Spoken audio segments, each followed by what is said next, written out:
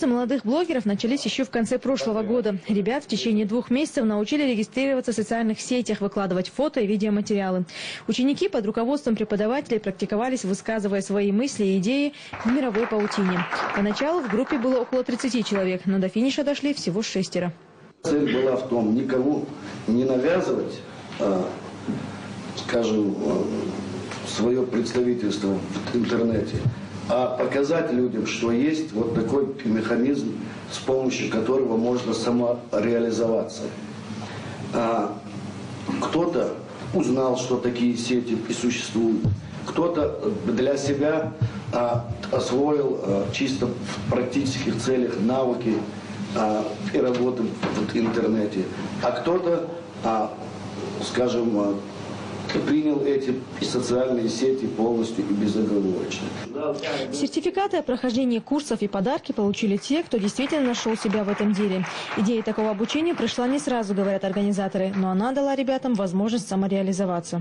Если использовать аналогии с каким-то там, допустим, рубанком можно рубить, пилить, строгать, еще что-то делать, но правильно использовать только строгать, чтобы.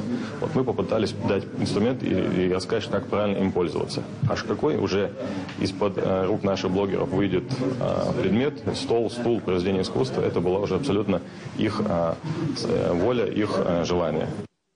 Махмуд Шаипов – один из активных блогеров. С начала занятий на его блоге уже собралось более 100 материалов. Главные темы – спорт и молодежная политика региона.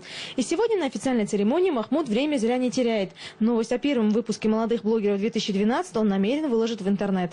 Материалы я собираю разные мероприятия, футбольные игры, терек, потом мероприятия, которые проводит наш патриотический клуб «Рамзан».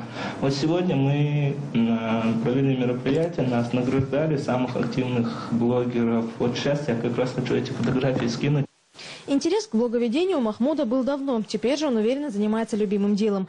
Организаторы намерены заняться набором новых учеников и расширением проекта, вовлекая студентов всех вузов республики. Никита Чабагаева, Ридан Абдулмуслимов, Тимур Саратов. Новости.